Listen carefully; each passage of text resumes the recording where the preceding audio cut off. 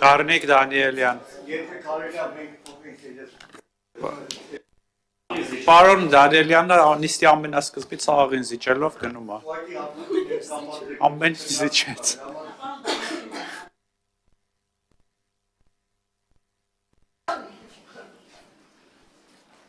Ինքնիշխանությունից գամ, ձեր բառերով, որը շատ հաճախ ես կրկնում եմ, պարսկական ասացված կասում, հալվա ասելով, վերանը չի քաղցրանա։ Առավոտվանից գիշեր ինչքան էլ ինքնիշխանություն ասեք, վերջը պետքա հիշեք, որ Ադրբեջանը առավոտվանից գիշեր պահանջները առաջ քաշում, դուք էլ կատարում եք։ Սահմանադրությունը հիմա արդեն դարել է, որ Պարոն Մանուկյան, կներեք էլի, դուք ստեղ չէիք, սա հարցու պատասխանի փուլն է դեռ։ Գիտեմ, հարց պիտի տակ։ Սահմանադրության հետ կապված, հիմա տպավորությունը, որ մենք ուզում ենք փոխենք, Ադրբեջանն ասել թե եկեք չթողեմ Հայաստանի սահմանադրությունը փոխի, դրա համար էլ հայտարարում է։ Ոչ, 4-ից երբ որ ծանոթացել ենք սեղանին դրված բանակցային փաստաթղթերին, արտգործ նախարարությունով, ձեր արդեն հիմա ԱԳՆ-ի գլխավոր քարտուղարն էր Դավիթ Կարապետյանը նստած էր, երբ որ ծանոթանում եք ասում, փաստորեն սրանով ուզում եք սահմանադրություն փոխեք, երբ որ Հայաստանում դեռ որևէ հրապարակային խոսք չկար սահմանադրության փոխելու։ Դրա համար երբ որ առաջին պահին Նիկոլ Փաշինյանը ասեց, ժողովուրդ սահմանադրություն եք ուզում փոխենք, մենք 4-ս ենք ահազանգել, որ ժողովուրդ այս սահմանադրությունը փոխում են ոչ թե ինչ որ լավ համակարգ ստեղծելու համար, լոկ Ադրբեջանի պահանջը կատարելու համար։ Շատ կարճ, պարոն Միրզոյան, մի քանի օրից Դաշնակցության ամբողջ աշխարհի շարքերը ստանալու են թիվ 004 շրջաբերականը։ Ես ձեզ խոստանում եմ, որ կկարդամ ինքնիշխանության հետ կապված այն հատվածը, որ իրական Դաշնակցության թիվ 004 շրջաբերականում գրված է։ Եվ նաև, գիտեք, շատ հեշտ է այսպես հատված Վրացյանը այս տողն է ասել, Քաջազնունին այս տողն է ասել։ Մարդիկ են, որոնք պետություն կերտեցին, մարդիկ են, որոնք սփյուռք ձևավորեցին, սփյուռքի ուժականություն ձևավորեցին, տարբեր տեսակետներ են բարեբախտաբար ունեցել Դաշնակցության մեջ, տարբեր տեսակետներ են ունեցել, Քաջազնունին Վրացյանի հետ է կռվել, Ռուբեն Տեր-Մինասյանը Արտաշես Դարփինյանի հետ է կռվել, կուսակցությունում մտքեր են քննարկվել, ոչ թե Հովիկ Աղազարյանին ման քացով տվել դուս եք արել, հիմա քրեական գործ եք բերում։ Պարոն Միրզոյան, մեր գործընկերները այնքան շատ հարցրեցին, որ այլևս չգիտեմ էլ ինչ նոր հարց, բայց քանի որ ձեր արտգործնախարարության 24 թվականի հաշվետվությունն է, Տիկին Ջուրակյանն էլ կոռուպցիայի կանխարգելման այդ հանձնաժողովի որպես ընտրող հանձնաժողովի անդամ է։ Նայեք, մի քանի ամիս առաջ Երևանում տեղի ունեցել Երևանյան երկխոսություն, Երևանյան դիալոգ միջազգային համաժողովը, որը բնականաբար երկար ժամանակ պլանավորված էր։ Տրամաբանորեն պետական բյուջեի ծախսերը, երբ որ երկարատև պլանավորման փուլում է, ծախսերն իրականացվում են մրցույթային կարգով։ Մոտավորապես 366 միլիոն դրամ արտաքին գործերի նախարարությունը, իմանալով, որ կազմակերպելու է սեպտեմբերին Երևանյան դիալոգը, կատարել է մեկ անձից գնումներով։ Ընդ որում, մի հսկայական գումար շուտ 80 քանի միլիոն դրամ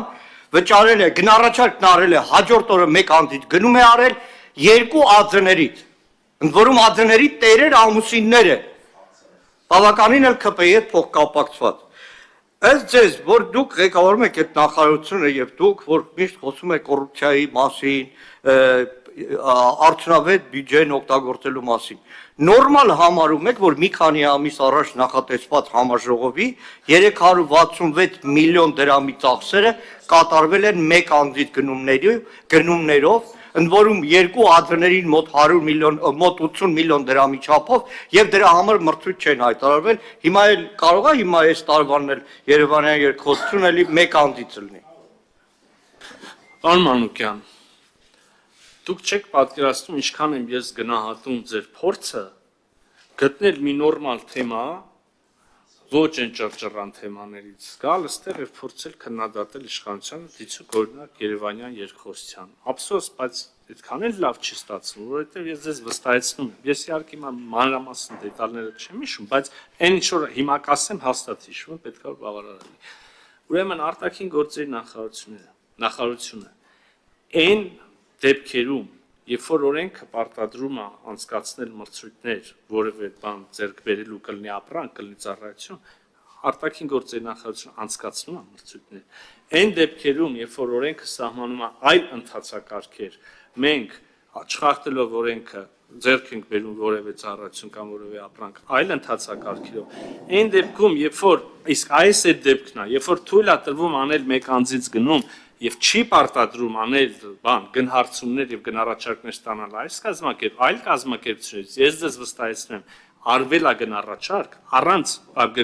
գնահարցումներ, առանց օրենքի պարտադրանքի, ստացվել են գնահառաչարկներ եւ միայն հետո իրականացվել է ընկերության ընտրություն, իմիջիալոց ուզում եմ ասել, որ ընդհանրապես չենք փոշմանել այդ ընկերության ընտրությունից, որովհետև բարձր մակարդակով եւ օպերատիվ կերպով գետնի վրա ծագող բազմաթիվ հարցեր լուծելով, վերջը ունեցել ենք այնպիսի միջոցառում, որը հիմա ասեմ չեք հավատա, բայց դե կյանքը իրականությունը է դա, որը շատ բարձր տպավորություն է թողել բազմաթիվ մասնակիցների եւ կողքից դիտողների վրա։ Կարծեմ ձեր առաջնորդները ընդդիմադիր եղած ժամանակ ասում դոկումենտներով, փաստաթղթերով լրիվ նորմալ է։ Հիմա դերագրողներ բոլորին եմ ասում, մի քանի ամիս առաջ ես գիտեի, որ միջոցառում ունեմ,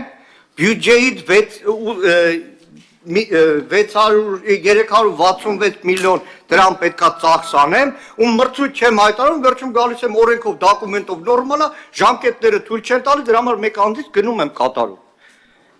Հիմա դոկումենտով կարող է նորմալ է, բայց կառավարման համակարգի տեսանկյունից աննորմալ է, որ մի քանի ամիս հետո նախատեսվող միջոցառման վրա բյուջեից 366 միլիոն դրամը ծախսվում է, մեկ անձից գնումներ։ Իդեպ Երևանյան դիալոգի հետ կապված 2022 թվականի հոկտեմբերին Պրահայում Արցախի մահախոսական փաստաթղթի կնքահայրերից մեկը Շարլ Միշելն էր, որը հիմա չկա։ Գիտեք Շարլ Միշելը եք ուր ա եղել։ Բաքվի 12-րդ միջազգային ֆորումի հյուրերի ցանկում։ Եվ գնաց Շարլ Միշելը, այն մահախոսականը, որի կնքահայրությամբ ստորագրեց Նիկոլ Փաշինյանը Պրագայում։ Պարոն Մանուկյան, այդ բանի մասով ուղղակի մի հատ էլ Երևանյան երկխոսության կազմակերպչական, ֆինանսական եւ ընթացակարգերի մասով ուղղակի մի բան ասեմ, այնքան հանգիստ է խիղճս, որ էլ ասելու չի, եւ ընթացակարգերն ապահված, եւ նվազագույն գումարներն է ծախսված, եւ այդ նվազագույն գումարների համար համեմատ հնարավոր ամենամեծ արդյունքներն է ձեռք բերված, դա ընդհանրապես քննարկելու խոսալու բան չկա։ Գառնիկ Դանիել։ Գործընկերներս անդրադառնում